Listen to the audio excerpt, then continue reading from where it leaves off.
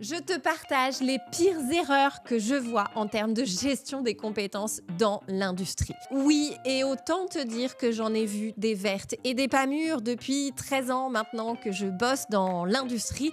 Alors je vais te détailler ça un peu. L'idée, c'est évidemment pas de balancer sur qui que ce soit. L'idée, c'est de t'expliquer quelles sont les erreurs, quels sont un peu les diagnostics courants que je vois et évidemment comment tu peux faire pour ne pas tomber dedans.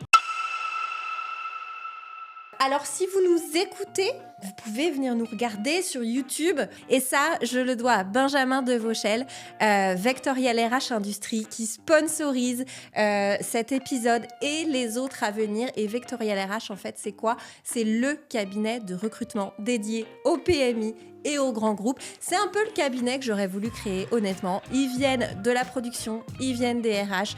Donc autant te dire que leur niveau en termes de recrutement est juste absolument dingue. Donc c'est le partenaire qu'il vous faut. Je vous mets le lien en description de l'épisode. La première erreur que je vois, c'est de former que sur du réglementaire. Et alors ça, tu vois, c'est un piège que je vois, mais en plus très particulièrement dans des grosses boîtes. C'est assez dingue parce que en fait, ton budget, il est bouffé par du réglementaire, de la certification qui est parfois, tu vois, imposée par des clients, par des exigences, par des ISO 9000 et quelques. Voilà, donc ça, c'est vraiment pour moi un piège classique. Donc, OK, là, tu es sur du réglementaire. Néanmoins, tu n'es absolument pas pilote de tes compétences en fait. Et donc forcément, moi ce que je vois pour ces boîtes-là, c'est que tu as des salariés qui à force en ont un peu ras-le-bol de pas vraiment monter en compétences. Tu as des salariés qui sont obligés de pinailler chaque année pour demander une formation qu'ils n'ont pas encore 5 ans après. Et surtout, toi, dans la pérennité de tes compétences, ça a une durée de vie potentiellement courte et tu n'es pas dans la maîtrise, tu vas être que dans de la réaction, dans du mode pompier, quoi.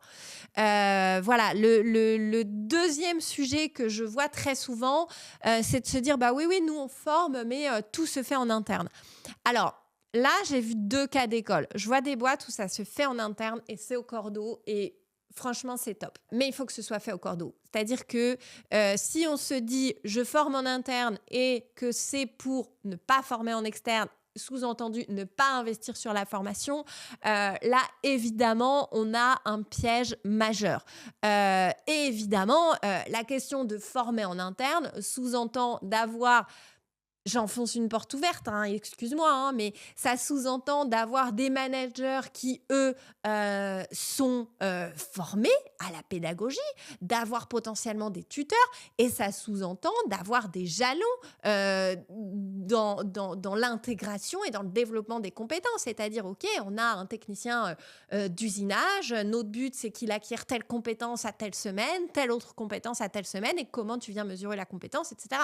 Franchement, j'ai rarement vu dans des boîtes industrielles un niveau de mesure aussi clair que ça. Donc, ça n'est pas une excuse. On forme en interne. Oui, il faut former en externe, il faut former en interne. Voilà, la troisième erreur que je vois beaucoup en fait sur la gestion des compétences, c'est vraiment un niveau de granularité extrême. Alors, je m'explique. Souvent, le process de formation, les demandes de formation, elles arrivent par différents canaux, mais souvent, ça peut venir, par exemple, d'un manager qui te transmet une matrice de compétences ou une matrice de polycompétences. Ça va être plutôt dans les boîtes, tu vois, avec vraiment gros niveau de maturité industrielle. Typiquement, boîte auto, aéro ou défense. Ils ont des normes ISO, en veux-tu, en voilà. Et du coup, ils ont été obligés en fait de déployer des grosses matrices de compétences et de polycompétences. Le piège, et moi je suis tombée dedans plus d'une fois, c'est d'avoir un niveau de granularité extrême. C'est-à-dire qu'au lieu d'avoir des compétences, typiquement si je reprends mon technicien d'usinage doit être capable de lancer et récupérer un programme provenant de telle étape et telle étape. Et bien là, en fait, on va avoir un détail énormissime par type de projet, par type de produit, etc. Enfin, et là, c'est plus des compétences, c'est des tâches. Sauf que toi, quand tu es au RH, on va se le dire, tu fais quoi de ce détail-là ? Parce que tu les connais pas ces détails, tu sais pas de quoi on parle, ces abréviations, tu sais pas si c'est un client, tu sais pas si c'est une bécane, tu sais pas si c'est un outil, tu comprends rien en fait à cette matrice, elle est beaucoup trop précise et du coup, tu peux pas l'exploiter correctement. Et du coup, tu vas faire un peu comme tu peux à essayer de trouver des formations qui correspondent à ce que va te demander le manager. Et in fine, le manager, il te dit, bah non, là, Claire, t'es complètement à côté de la plaque, c'est pas ce que je t'ai demandé. Bah, ok, peut-être c'est pas ce que tu m'as demandé, mais ce que tu m'as demandé, ça n'existe pas à part chez nous. Donc voilà, en tout cas, niveau de granularité, beaucoup trop approfondi. Ensuite, je crois que j'en suis à 4. La quatrième erreur que je vois toujours, c'est de ne pas relier les enjeux compétences aux enjeux de la stratégie. Alors, je te balance des grands mots comme ça, mais ça, et encore une fois, en même temps, c'est des grands mots et en même temps, peut-être, j'enfonce une porte ouverte. Mais tu vois, typiquement, moi, les premières questions que je pose en termes de compétences, le sujet, c'est pas juste de diagnostiquer les compétences aujourd'hui. Le sujet, c'est de diagnostiquer d'anticiper les compétences futures. Donc moi, la première chose que je fais, c'est je vais en prod avec le directeur de prod, etc. Et explique-moi, c'est quoi les projets qui viennent? Est-ce que tu as des nouvelles machines qui vont arriver? Est-ce que tu as des nouveaux procédés qui vont arriver, etc. C'est quoi la feuille de route dans 5 ans? Est-ce que vous allez développer des nouveaux produits? Et en fait, la réponse, c'est pas il est déjà trop tard pour penser aux compétences d'aujourd'hui. En fait, l'enjeu, c'est vraiment d'être sûr d'être au bon rendez-vous demain.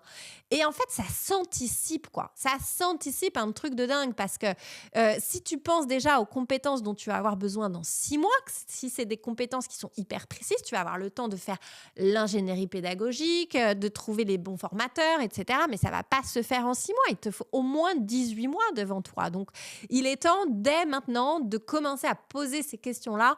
Peut-être tu as déjà les réponses, je te le souhaite, mais voilà, en tout cas, si tu les as pas, c'est vraiment commencer par ça, aller sur le terrain. Et tu vois, c'est typiquement, moi, la méthode que je te présente dans le QGRH Industrie. Je te donne tous mes outils, je t'explique étape par étape comment on fait pour y arriver et aussi, surtout, comment on utilise le langage du terrain et de la production parce que on est vraiment, l'enjeu compétence, on est à un sujet qui est vraiment entre la prod d'une part et tu vois les RH de l'autre. Donc moi je viens t'apporter ces briques supplémentaires de la connexion et du langage avec la production. Et évidemment, je t'outille, tu vois, je vais te filer toutes mes ressources, etc. Et surtout, ce qui est trop bien, et je vais pas te vendre une formation juste où tu es passif derrière ton écran. Je pense que maintenant, c'est pas le sujet, tout le monde s'en fiche un peu d'aller chercher ça. Moi, ce que je te propose, c'est vraiment une pédagogie de l'actionnable, c'est-à-dire, certes, tu as accès à cette formation que tu peux consommer à ton rythme, mais en plus de ça, systématiquement, on va travailler ensemble à déployer tes outils, à venir vraiment en 90 jours structurer et déployer ta stratégie de gestion des compétences. Donc, on est toujours sur de l'actionnable. Tu vas avoir un atelier une semaine sur 2 qui va te permettre de construire. Par exemple, le premier, c'est comment construire un catalogue de formation grâce à l'IA. Et une semaine sur 2 en alternance. Du coup, tu vas avoir des sessions de conseils, de coaching collectif où je suis là, où tu peux me présenter tes cas d'usage, tes difficultés, etc. Et on avance ensemble, main dans la main. Donc, voilà. En tout cas, on est vraiment sur un espace collaboratif où chacune peut poser ses questions, s'entraider. Donc, tu peux nous rejoindre maintenant. On offre pour les 10 premiers inscrits, en tout cas, une réduction de 400 € sur l'abonnement annuel. Donc, n'hésite pas, je te mets le lien en description. Et puis, évidemment, je te retrouve de l'autre côté au QGRH. Allez, bye!